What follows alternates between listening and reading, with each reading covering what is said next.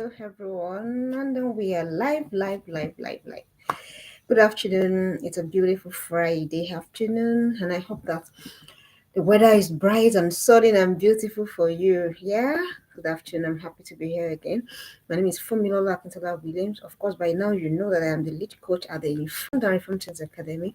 It is an online mentorship academy for girls who have a curriculum that will run your girls through to help them to work with you to become who it is and what God has prepared for them to become. And then so don't also forget that we are seeking to grow this community. So if you have any girl, anyone that has a girl from ages of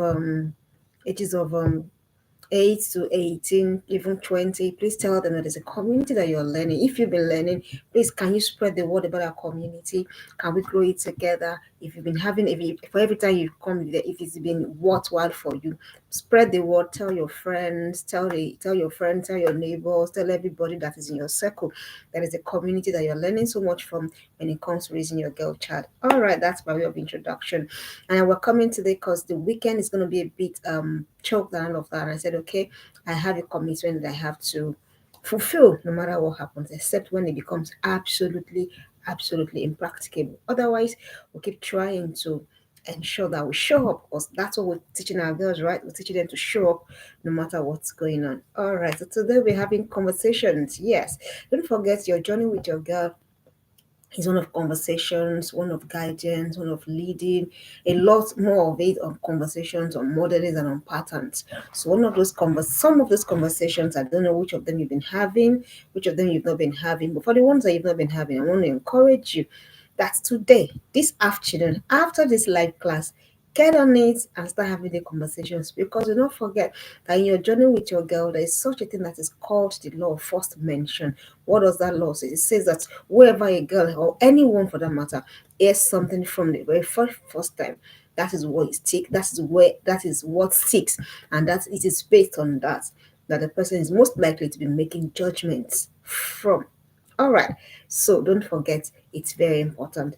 If it is one of the conversations you want to start having, and I also like to advise you to not just the things we're having talking about here today. It's not a one-off thing. It's not that you have the conversation once and after that once that is it. No, it's an ongoing conversation. If you need to develop a curriculum around it, please go ahead and do it. If you need to look for teachable moments at every point in time, go ahead and do it. If you need to look for a way to your kids are not at home with you, maybe they are in the hostel or something, you need to keep looking for opportunity for avenues because this has to be it has to keep resonating in the mind of your girl, and that is when it keeps resonating. That's when it's gonna come back. Okay, but if it's a one-off conversation, you're not likely to get much done. So ensure that you, and I've said severally, there's something you want to teach your girl, please create a curriculum around it.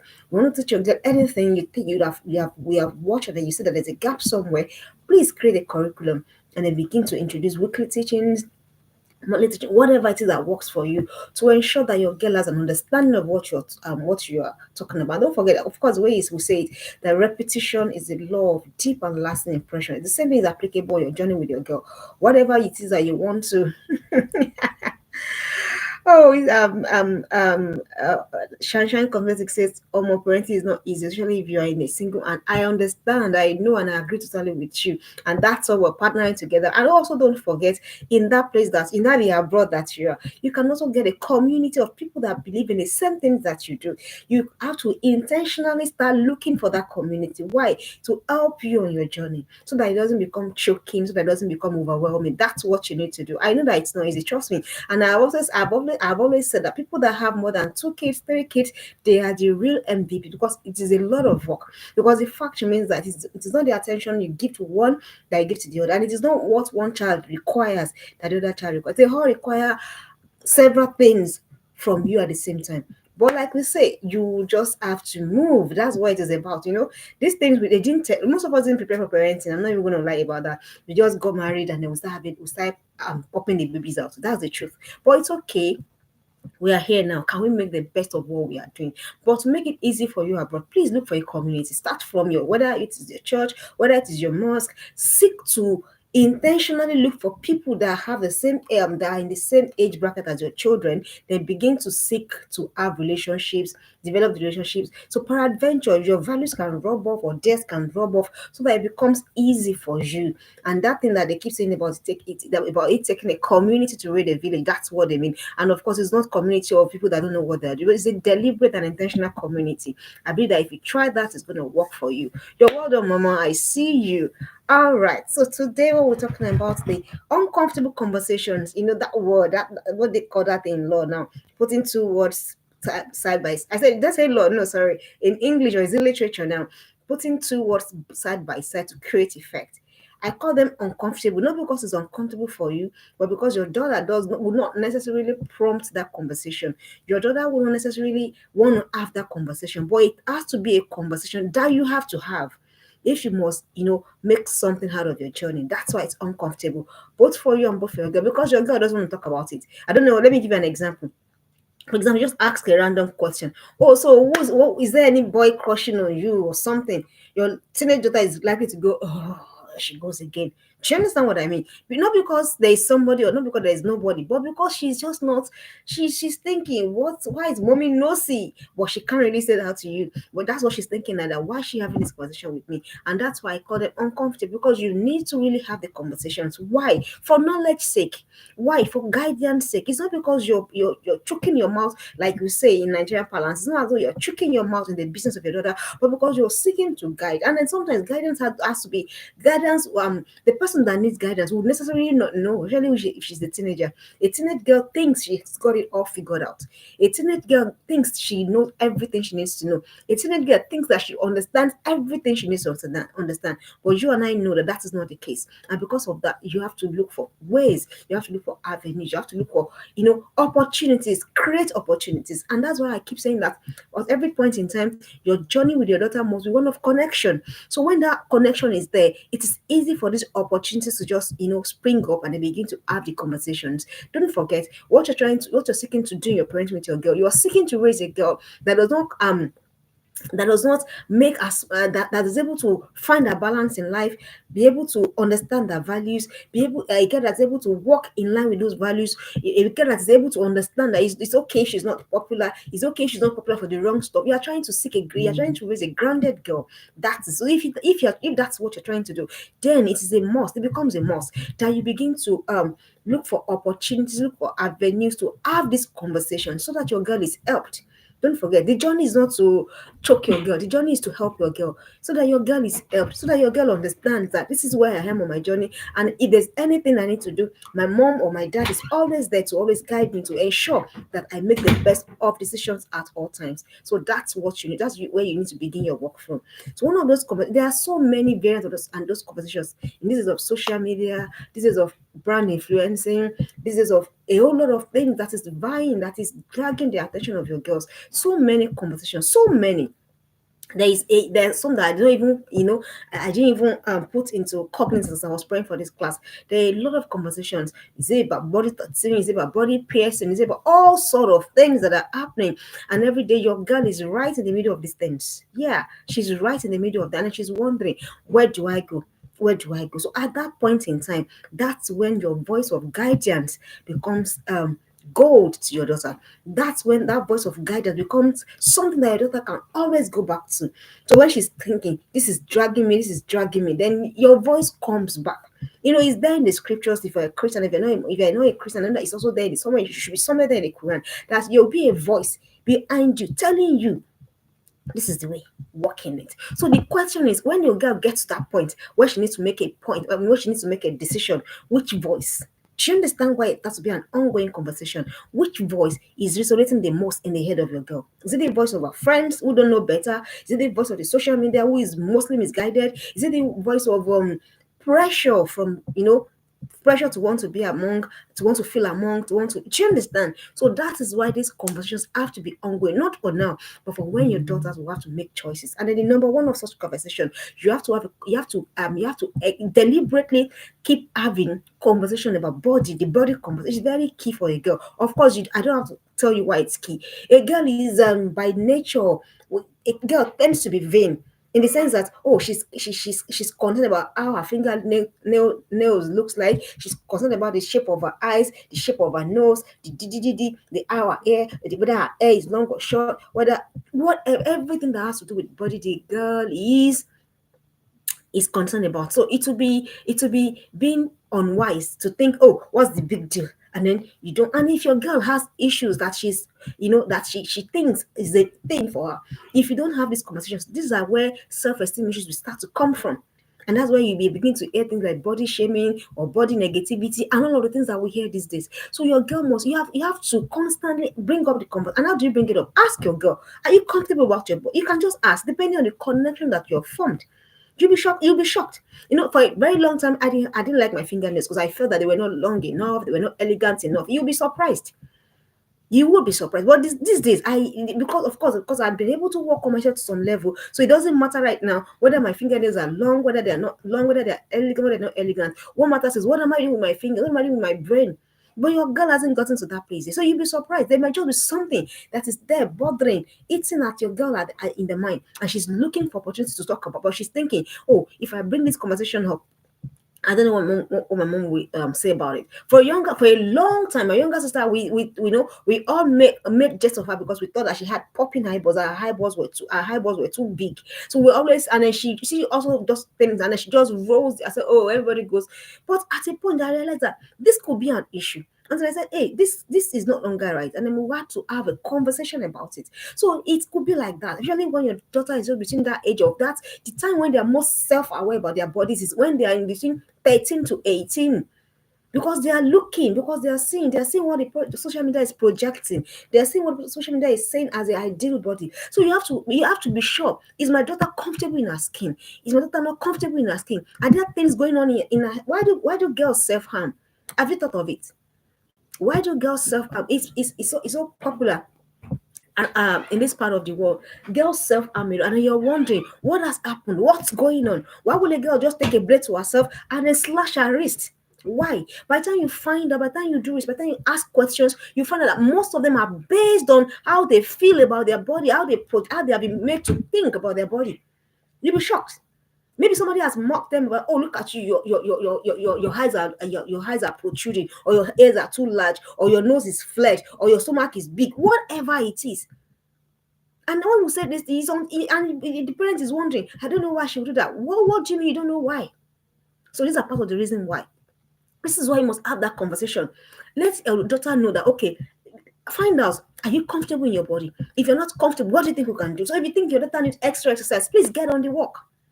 Because what are you trying to do? You are trying to build a confidence. Nobody feels confident when they feel that their body is somehow.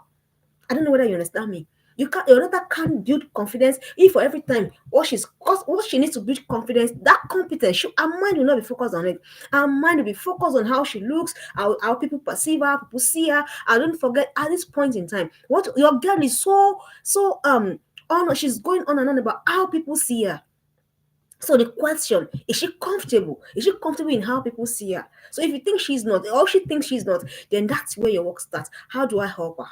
How do I help her to see herself that as I am fearfully and wonderful?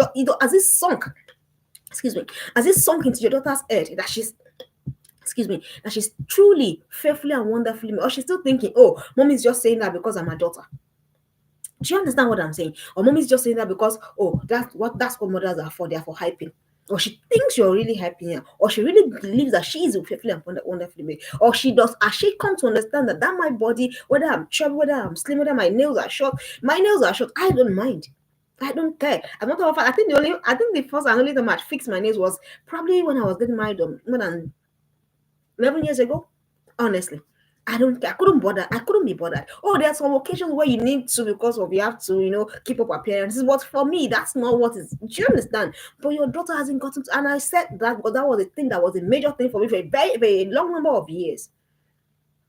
A long number of years. Another one was my lips. My mom made me believe that my lips were too big, and somewhere in my head that stuck. Do you understand what I'm saying? And now it is even more pronounced these days in our girls. Because why? During our own time, we didn't have so much of social media appearance presence. But these days, I mean, of course, you see it all around you. So you have to keep having it so that you know where to come in. That's the essence. So you're not trying to place body above head. No, you're just trying to see where to come in to help your girl. Where does my girl need help? So that so that she measures on what is truly important. So you have to keep having the conversation. And see, also work about body hygiene. Do you understand? These are things that you need to talk about. Girls stand beside you and they smell. I've seen it. So these are the things because she thinks, oh, she needs to have a bath in a rush, then she doesn't really wash where she should wash, the vagina part, the armpit. Don't think she's grown to that level. You need to still help her. All of these things, of course, you know that it builds her confidence. So don't take it for granted. Don't say, oh, my daughter automatically knows. No, don't forget the prefrontal cortex, as I've told us, is still growing. All right. The next conversation, the this is very key for me. As a matter of fact, one of my own major values in life is financial independence. And if you're a woman here, you understand why that is key. So can we begin to have this? Can we have a curriculum to teach our children this deliberately, intentionally? Deliberate teaching of finances. What is finances? What does it mean? How can I make money? How can I grow money? How can I manage money? How can I multiply money? Can we begin to have this like a curriculum? You know what? When I was praying for this, because I knew where I was supposed to put in my own work. So as I'm saying it, I am also putting the work in for myself. Because I know I don't want to raise any girl that any man is gonna be choking because of she can't fend for herself, because of she doesn't have any means to take care of herself. And because if you look very well, especially in Africa, that is why most women are still in impossible situations. They don't know how to get out. I don't know for you, but I was talking to I was in a class yesterday. I was in a class and I was learning and I was saying to them that, and I was giving my contribution. I said that I don't know for them, but for me, no one ever sat me down to teach me the workings of money. No one. Whatever I'd learned in my quest for knowledge, in my quest to be better for myself. I don't know for you. Maybe you had parents that sat you down and then they showed you their business and then they showed you things they were doing, how they were working their money. Do you understand? And that's why so a lot of people when they get off of government job and that is it. And then you're wondering what's happened 35 years, 40 years. And then they're waiting for the girl to send 20,000, 30,000, and they get that they're waiting for too. Is also struggling. So these are the things we need to begin to really look into early. If your girl is 10 years, a girl of 10-year-old is enough to understand basic finance. It took me years to understand. I'm still learning. As a matter of fact, one of my major commitments to myself this year is to grow in my finances because I realized that it's very, very key. So imagine if you learned these things 30 years ago or 20 years ago. So imagine if your daughter starts to learn from now. Your daughter is 14, your daughter is 10, she's 12, she's 13. Do you know the kind of growth, advancement that would have happened to her? So if you're into a business, please don't shield your daughter from your business. Don't expose her to the workings of your business, how it works. If you're rendering service, teach her how to render service. Teach her what you do that makes people pay you to render service to them. Whatever you are doing, can you not shut your daughter out of it? Don't shut her. It is if you are doing that, you are doing her a great disservice. And if you see that your daughter has a propensity to waste things, begin to look for a way to bring your teachings in. To understand that first of all, manage money, you must learn how not to be wasteful. These are conversations. These are the things that build the confidence of a girl. And if your girl is of age, depending on where you are, please expose them to internship. So as you're doing that, you're not, this is, that's an informal curriculum now. But the formal one will not be you sitting them down that this is what to do. This is how people make money. So whoever has skills can make money. Whoever has intelligence can make money. Whoever has craft can make money. Whoever renders service can make money. That anybody can make money. Anybody. Imagine if this was a paid class. I'm gonna make money. You're just talking. No, okay, it's not just talking. Do you understand? So make them understand how people, so that they have the concepts. So it grows with them and it grows into them. Then the next thing, how do they manage money? Teach them basic principles of savings, of giving, of buying things for themselves. As a matter of fact, when your child is I read a lot on that aspect and I understand that it pays by the time your daughter reaches a particular age, maybe from 10 upward, begin to give them personal allowances or whatever. So and then of course when you now do that, you now you let them understand that I'm going to what's the one I'm looking for now? I'm going to subtract this from what I'm usually supposed to do for you in a month. Maybe in a month, I'm supposed to do your panties, your groceries, but because I have this, I've given you this now. I want you to see how you manage it. Then that's how you begin to teach these basic principles. The earlier they start, the better. So that by the time your child is a full-fledged teenager, she is already doing something that is bringing in some money, if not so much, but at least she's able to do the basics for herself. I don't know whether you understand, and this is very key. As you are doing that, you are building the kind of confidence that will never be taught in schools.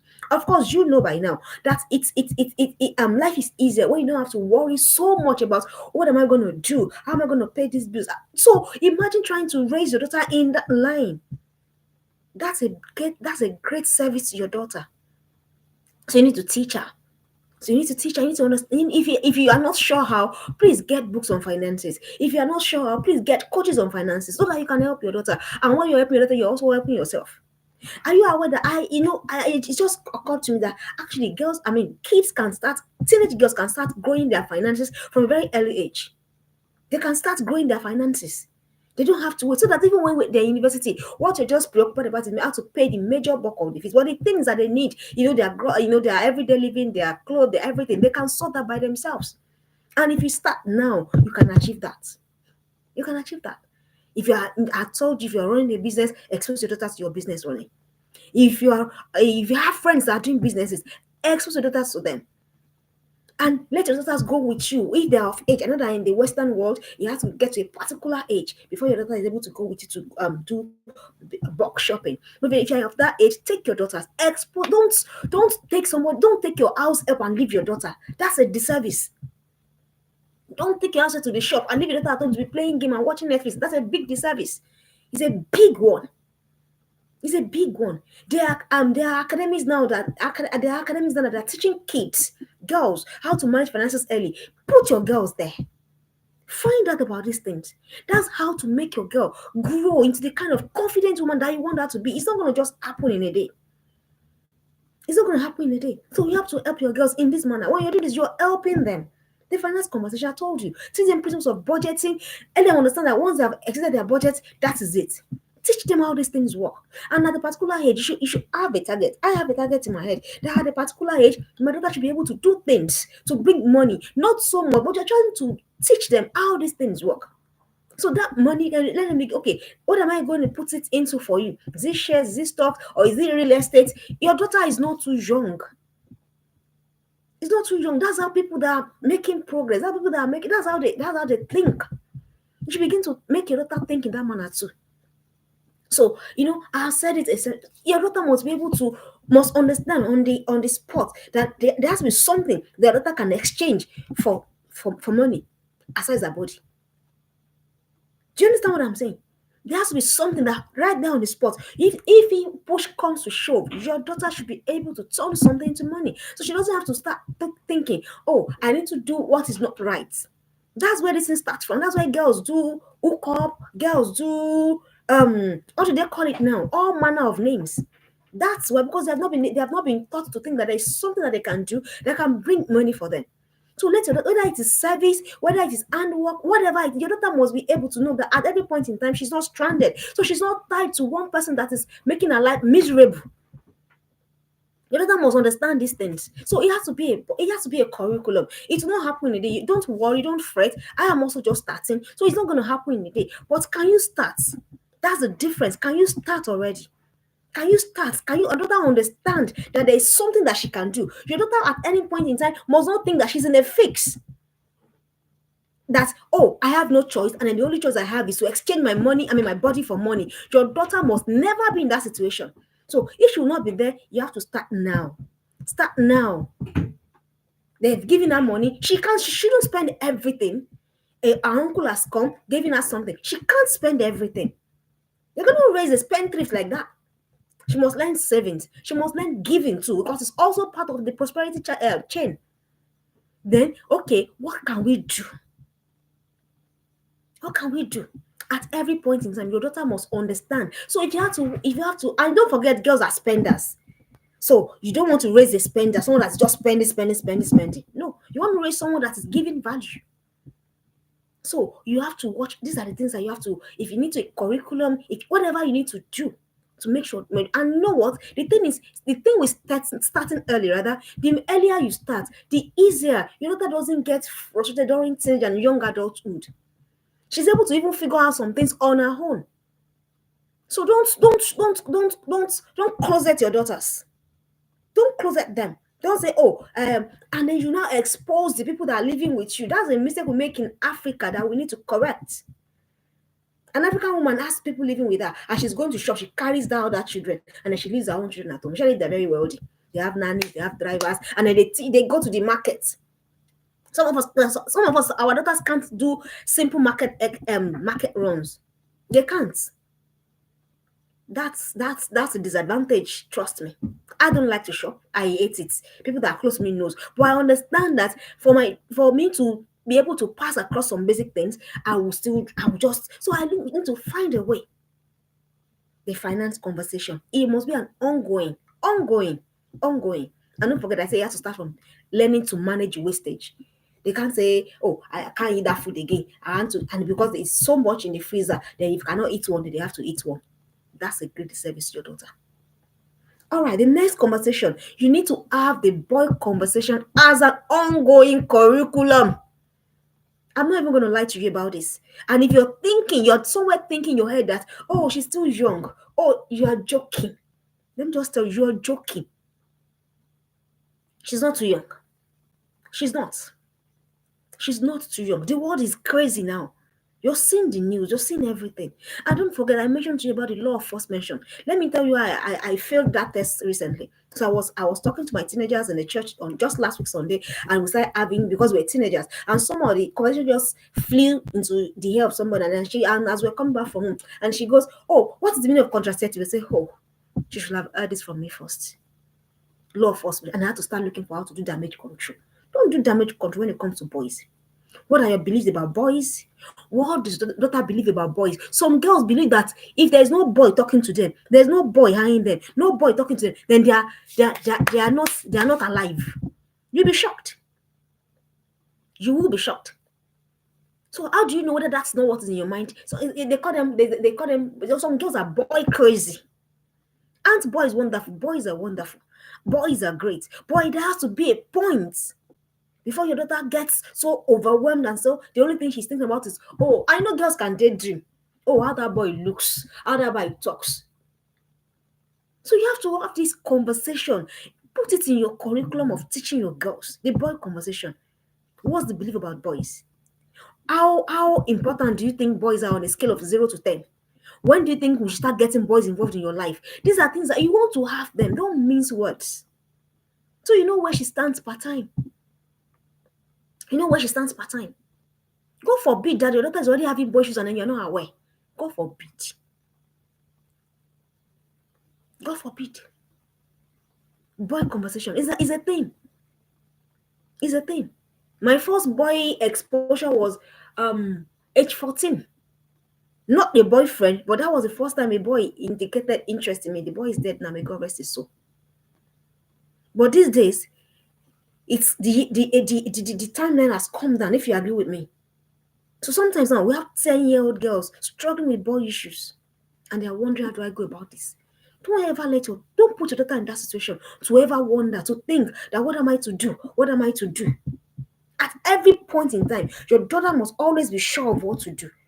Don't make mistakes. I'm not saying she will not make all of the right decisions or all of the right, but I'm saying that to a point, to a large extent, your daughter must not. So your daughter must not go.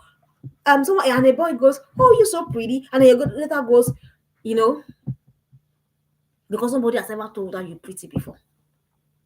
And then your daughter is thinking, oh, and then everything, the waking, the sleeping of your daughter is all about that body that told her that she's pretty. Do you understand? This will be an ongoing conversation. Ongoing. It mustn't stop. What are you trying to do? You're trying to create a mindset. The Bible calls it the mindset of the just. You're trying to create a mindset in your girl. A mindset, a way of thinking. Are you aware that people that do great things, people that do impact, there are these people that have a mindset. That's what I have noticed. If you ask this one, it is what this one says that the next person will say. They have a fixed. Sometimes you want to call them rigid, but really to do impact, you have to be at least on some things. because you can't afford to be confused. So your girl can't afford to start getting confused about boys at the very early stage. So many of us, those was the things that we did, and it messed up our journey. So teach your girls early. Have the conversation, have a curriculum, the boy conversation. You can say, so what am I going to say when I'm talking about boys? Just let it flow. Let it flow. Let them understand what happens when a girl is too preoccupied early in life about boy matters. Because you know what? If you're hiding, if you are shielding, you're thinking, oh, they are still too young, they're going to be looking for the information somewhere else. You see, this is that they're already talking about things like what's the word they used to they're saying they're friends with benefits. You think it's only adults? Be there, be there. So don't take it for granted. Don't think. And you know what? One thing I've learned not to say if they're saying, "Oh, this is girls are struggling with this." I've learned never to say, "Oh, no, it cannot be my daughter." That's foolishness at the peak of it. As a matter of fact, put all of them in the equation until they prove you otherwise, until they prove the contrary. For the moment you're saying, "Oh, it cannot be my daughter," you're not exhibiting what a deliberate and intentional parent should exhibit. What do you mean it cannot be your daughter? Isn't your daughter going to school? Does she have friends? She not seeing what they is she not exposed to the same things that the other girls are exposed to? To have the boy conversation ongoing. What do you think of boys? When should we get boys involved? Or if a boy tells you, you are this, what will be your reaction? Bring scenarios, be creative, be inventive, so that when it happens, the daughter doesn't become a jellyfish, the way we say it. If you don't have these conversations, if you don't put them in a curriculum, your girl will struggle.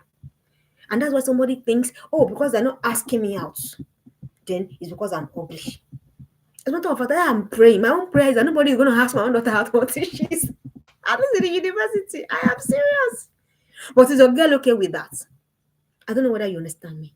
Because really, we know how these things will end. You can say with exactitude how it will end. You don't want all of that for your girl. Not at least not now. Not in this stage. So, dear parents, have a curriculum to discuss boys. It's very important because it's key for girls. That's why it must be key for you. The next conversation, you want to have the sex conversation. Yes. Don't mince words. The sex conversation. What do you as another believe about sex? Is sex for pleasure? Is sex for marriage? Is sex for oh, I feel like having sex? Is sex for intimacy or is sex casual? What are your beliefs about sex? What do you some people say just we're not we're two adults, we know what we're doing, and there's no commitment and there's no nothing, and they be having sex is happening all around. So how do you want to teach your daughter if that's your belief about sex? So you want to sit down again properly. What are the things I believe about sex? Because you know what? Don't forget that you have a written curriculum and you have a sane curriculum. Your daughter is sane. So even though you are telling her, oh, be chaste, be pure, she's seeing what you're doing. She's seeing the choices that you're making. She may not call you out, but some may call you out. The sex command. For me, I have no apology when it comes to that. I have made mine and the ones that close me to understand that sex is truly for marriage. And don't say, oh, but I didn't also marry as a virgin. And so I lack the grant to now have that conversation. It's a lie. You don't lack the grant. It is so that you can have the grant. Go, go, go, go. That is why you must have the conversation. Because you know what it costs you. Those sex outside of marriage, you know what it costs you. So you don't want your daughter in the same shoe, in the same boat. So don't say, oh, I don't feel, I don't have. Don't even go and be saying all of that. You're just giving the enemy to have something to say to accuse you with. Don't. You're a parent now. You're in command now. You're not in command as in commander of the armed republic. No, I mean you are in charge now. You know better now. And I like to think that some of us, if we had known better, the things we did, the choices we made, maybe we wouldn't have. I like to think that way. But now that you know better, can you have that conversation? What's sex to you? It has to be a curriculum. Don't even second guess it, because you know what? It is so cheap as water these days. You can sleep with a girl for as simple as a bottle of Coke. Trust me, I said it. Quote me. They say girls are having sex because they want to relieve themselves. They feel stressed, they feel tension, they feel pressured, or their hormones are raging. So when the hormone of your daughter is raging, what are you gonna do? Are you gonna have conscience about it? You should. You should. It's not comfortable. It's not comfortable. I know, trying to tell your girl that this is what it is what you need to do. But you know what? If you are connected with your daughter, if you are in sync with your daughter, it will not be so hard. It won't. So, what am I saying again to you? Go and still work on your connection more. Go and work more because the time will come. It's gonna get crazier. Primary school kids are having sex. If it's not it bothers me. That's why I can't, look the other way.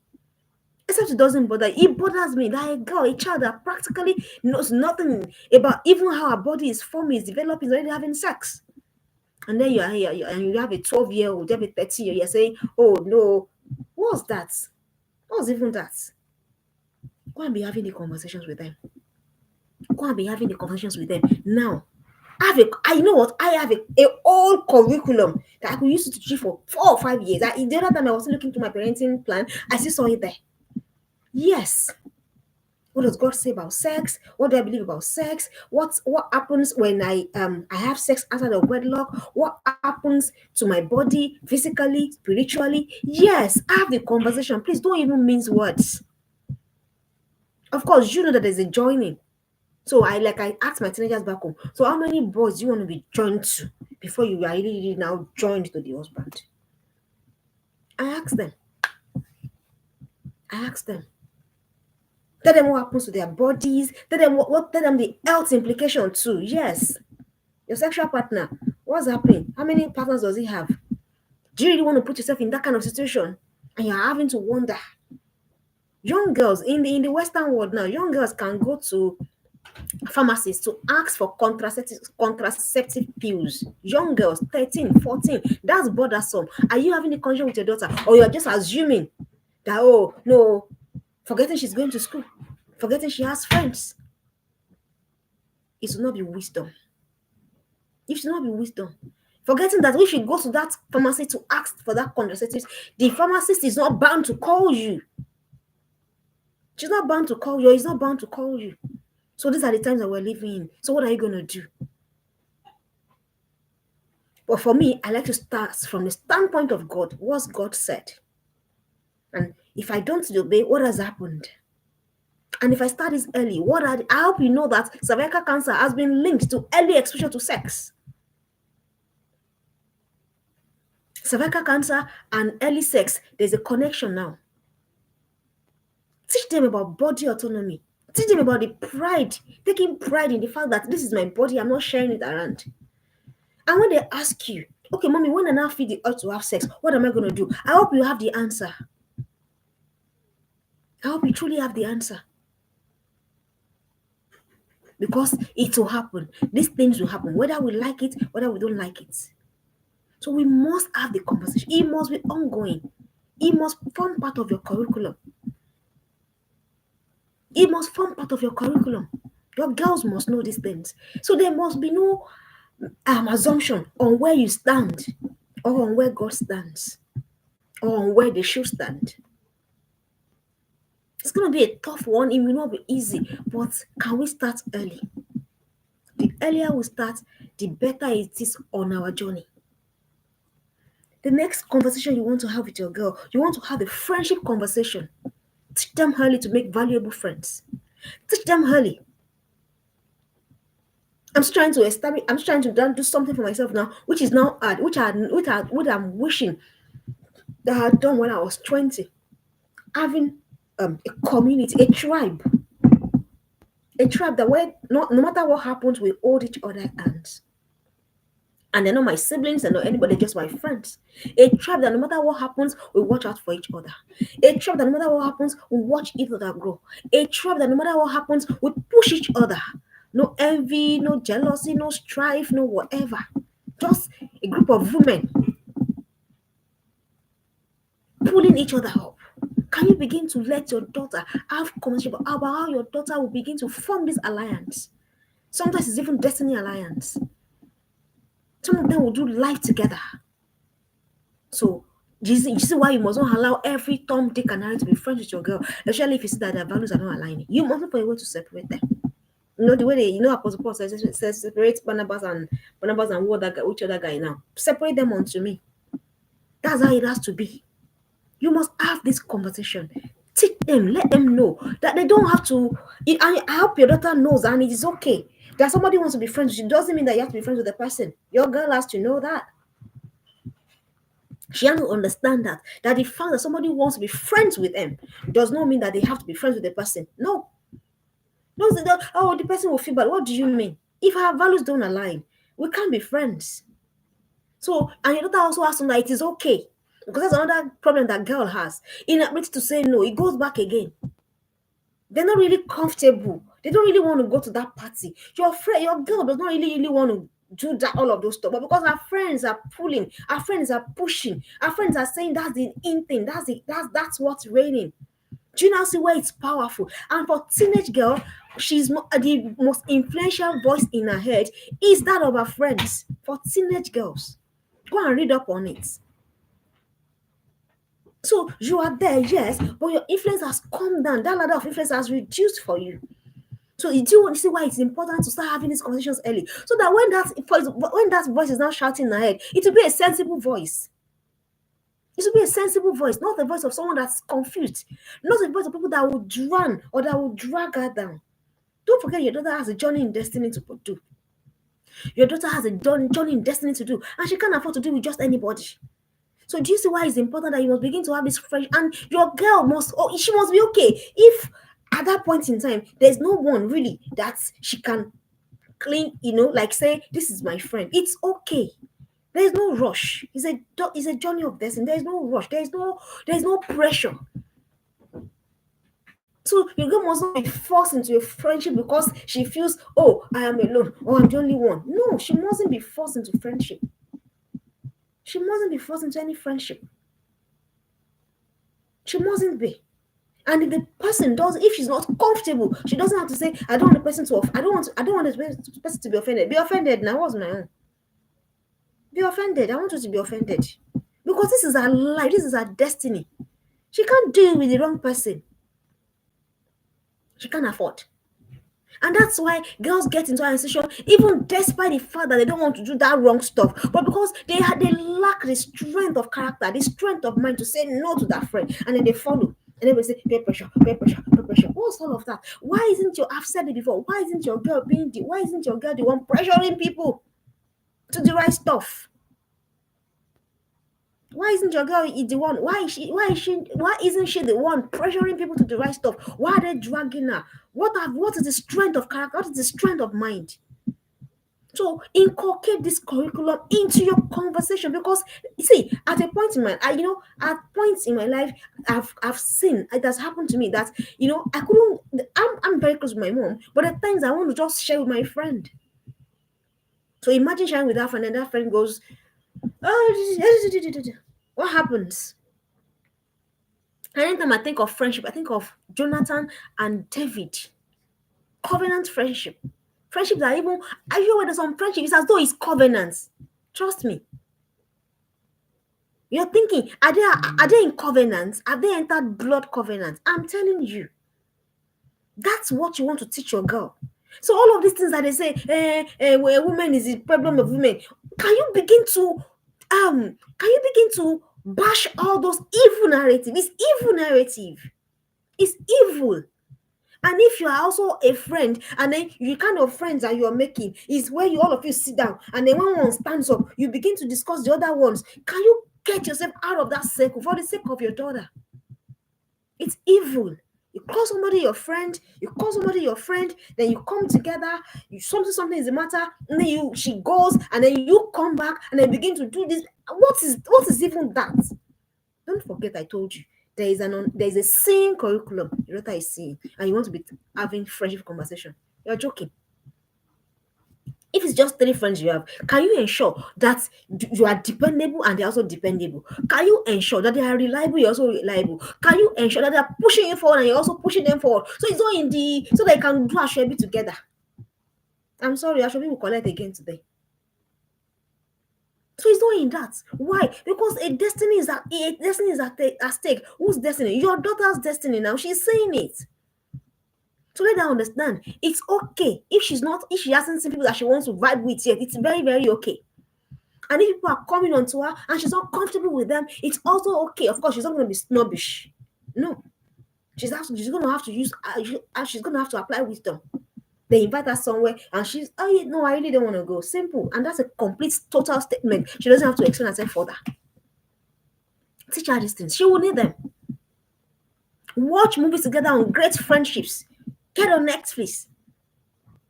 People that have, by virtue of just friendship, they've done amazing things together. So don't go and be joining them to go and be saying, oh, woman is the enemy of women. I don't say all of that nonsense. It's nonsense. Why am I in a community of people that they are my enemy and I'm still there? Are you a tree? Can't you move? This is 2025. Don't go and be saying that in this 2025.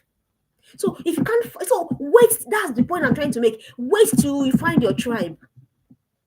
Wait till you find your tribe. You can put in the comment section. Wait, it's okay to wait. Wait till you find your tribe. So you're not wondering, oh, is my friend after me? Or do you understand all of the things that women engross themselves and then they forget the race of destiny?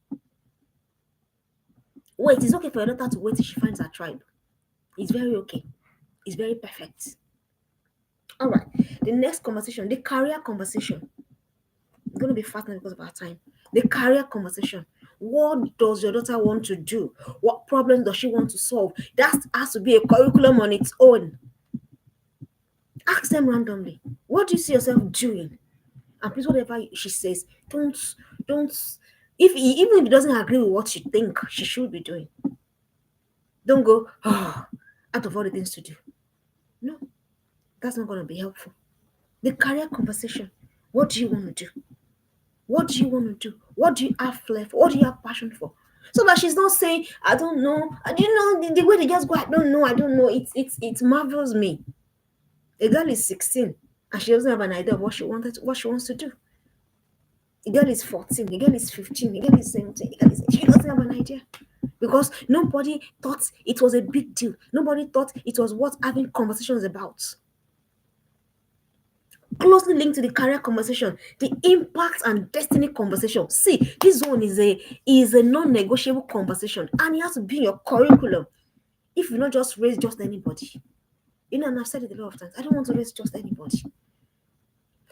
And my aim, my hope, my goal is in that their generation, in that their own time, let your daughter be able to be among those that are making a difference. Because you know what, it's about to go down. It is really, really about to go down. Can your daughter be among people that will make a difference? People that will the voice of good in their generation. Yes. The voice of good in our generation is coming. The generation is coming. Can she be a voice for good? Can she be a voice for what is right? Can she be a voice for what is pure? Can she be a voice for what is true? What is noble? What benefits humankind? That's what you're seeking to achieve. Not just, I go to school, I this, and that is it. Women that are making a choice for good in their generation. That's the work you must begin to do. If that must happen to your daughter, you must start the work now. I was watching a clip of Chimamanda Adichie, and then she was saying something about how she had a mental block, how she did that, she had for a very long time she couldn't write, and she was pregnant, and then somebody asked her a question. Somebody said, okay, now your books are published in the Western world, changing the money and exchange and everything. Do you not think that it will be difficult for a rural woman in far away, laid back village in wherever place in Africa? Do you think it will be affordable for her? And then she says, one of the things that motivates me is that every woman must have access to be able to read it.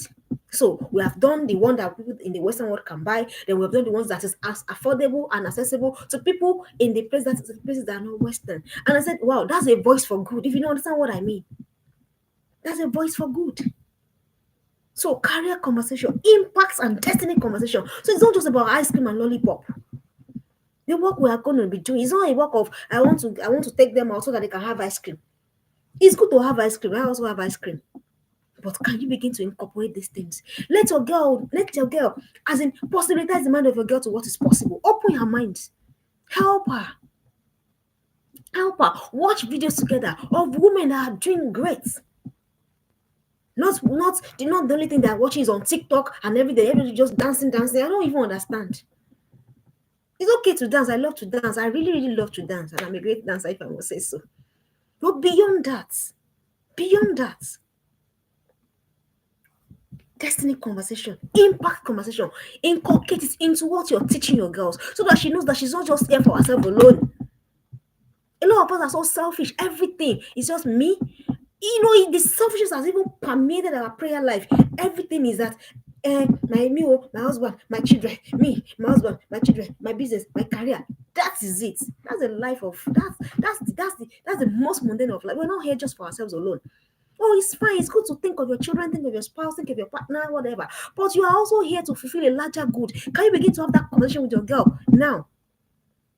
So that she's not thinking, so that our preoccupation is noble, so that our preoccupation is worth it.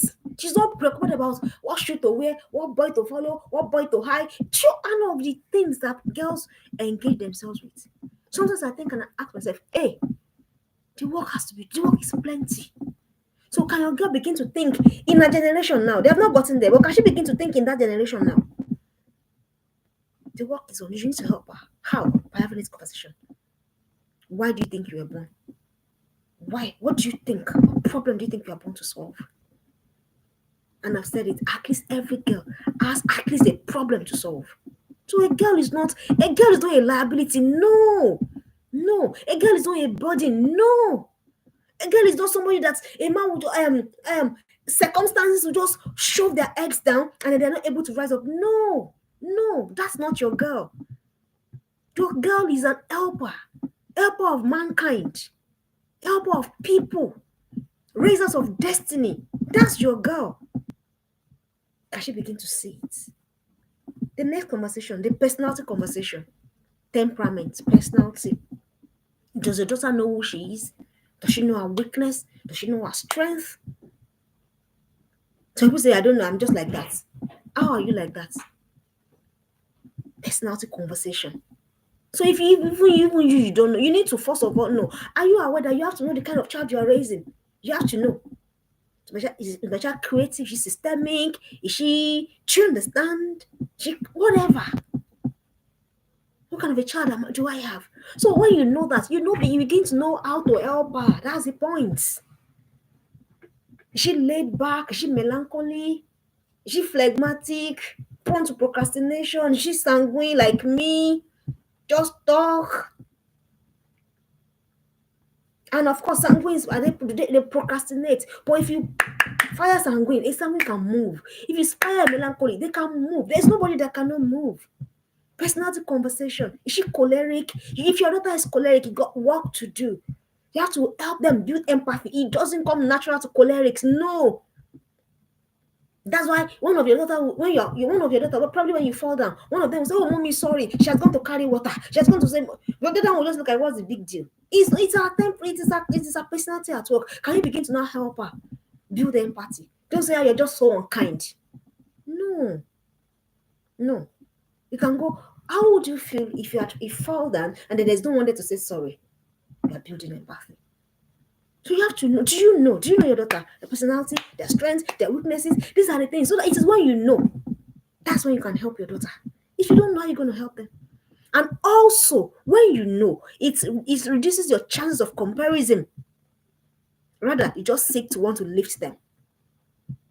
When you know. Personality conversation. Some of our parents don't understand us. And that's why some of our parents are prone to compare. They don't do it knowingly, but they do it notwithstanding. They compare. They say, if it's your brother now, who has had that can say, I have had it before. And if you say, mommy, you're trying to compare, you say, no, I'm not comparing you. I'm just saying. It's not their fault. They don't know better than that. So if you have more than one child here, you have 2 children, you have 3 children, you have 4 children, you need to know. It's your job, it's your duty, it's your responsibility to know their personality, know their temperament, so that you can let them aware. Oh, I know that you are sanguine. I know that sanguines tend to start something and not finish it. But I can help you. Can we do it together? Can we set a timeline?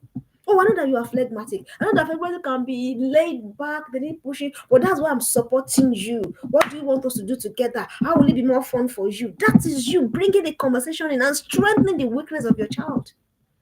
Oh, I know by nature you're predominantly choleric. Oh, choleric are bossy, they are leaders. I know they can make excellent leaders. David Trump is always choleric. Donald Trump, brother. They can make excellent leaders, but you have to build empathy into them. You have to build kindness into them. You have to build patience into them. And you have to build tolerance for other people into them. Choleric people, oh, they think that they are the best. Why so slow? Do you have kids like that? So, oh, mommy, she's just so dumb. She's like a choleric. So you have to now build empathy into them. So you have to have, these are the things you must be doing. And now. As a matter of fact, yesterday, the next conversation that you must, and don't forget I said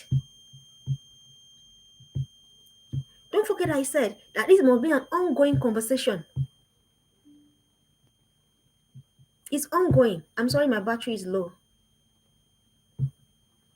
So the next conversation you want to have with them, let me see if there's a way I can charge my laptop from here. Oh, we'll have to go through before it shuts down completely. I'm sorry about that.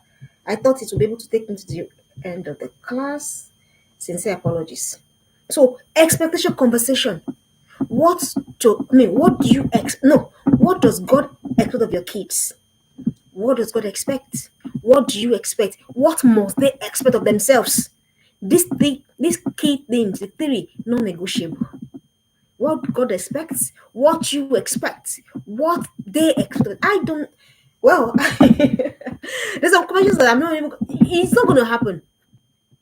It's not going to happen. Why? By virtue of where I'm going, where you're going, where you're taking your daughter to. Expectations. So they can't just do anyhow. They can't behave anyhow. There has to be some expectation, and they must understand it. Your daughter must know, even whether you're there, you're not there. Your daughter must know that no, this one, my mom must not hear it. Oh, this one, God must not hear it. This one, even me myself, me the owner of myself, I must not do this. I'm sorry, my battery is distracting me. My charger is not close. Do you understand? Expectation conversation. Don't sweep under the rug. Otherwise, girls bring everything to your doorstep because they know that there's no everything they bring goes. Everything they say, everything is okay. Everything is okay. Don't do that to your girl. Don't raise a boundaryless girl. Don't. A girl that everything goes. Oh, mommy's not gonna mind. You have just had an agreement and she just calls you to say, oh mommy, it has just changed, so it's okay. Everything is just okay because you don't want to be seen as a strict mom. Everything is just okay. Everything is just okay. No. And what does God expect? Especially on the issue of personality, purity, whatever that is important to you, depends on what's important. What does God expect? So that's my body is doing me to do the sex. So that means you have the license. Is that it? Expectation conversation a lot, and that is why let me now tell you what happens when we don't put these expectations in place. So when they now do something that shocks us, it's not over my dead body, will you marry that man from that place, what were you looking at till it got to that point? What were you do you understand what I'm saying? So, and it is in the little things, because there are no expectations. Your girl, without expectations, anybody can do anything. And that's why even God, he puts us in check. He says, don't do this, don't do that, don't do this, don't do that. It's plenty. But the most important, he says, love your neighbor as yourself. Expectation conversation. Your girl must know that she can't just do anything. She can't. You can't just do anything to God. God, you know that there's like right now, there's some things that you know that God will never accept from you. Knowing that if you're doing it, then you are really deviating, and then you get to live with consequences of your deviation. Same thing for your daughter. She has to know. Expectation conversation. What does God expect? What do you expect? And what does she? You can't afford to fail yourself. I say that a lot. Don't self-sabotage yourself. Don't cheat yourself. This thing is good for you. You're not doing it. You're self-sabotaging. Your girl must know. Expectation of herself. Expectation conversation. And finally for today, and also finally because of my battery, we're going to talk about the God conversation. This is I put it for last because it is the most important. Does your teenage girl know your God? God was saying about Abraham, I'm sure it's in the Quran, that I am sure of Abraham. Abraham will teach Isaac the way of the Lord. Does your child, is your girl know? Because all of this is that we're saying, all of this that we're saying, it will be hinged on how much connected she feels to God. Joseph said, "Oh, I can't do this and sin against my God. Not, I can't do this because my mom said so." Do you understand? Not, I can't do this because my dad said so. But I can't do this and sin against my God. Until your daughter gets to that place. And you know what? The thing is that because we did a lot of things that we now feel like, oh, we done them wrong. So we're thinking we don't have the rights. I'm saying it to you again. That you're the parent of that child gives you the right to have this conversation. This is what God expects. God conversation. I used to ask my teenagers, 3 a.m., do you know what is caving? What are you going to call? It's God. 2 a.m., everywhere is caving in. Even if you drop a message for your friend, she will have slept. She will only see it in the when she wakes or when he wakes. The God conversation. Does your girl know the Lord? Does she have that connection? So that when there is nothing, see, I've been to points in my life that the only person that held my hand is God.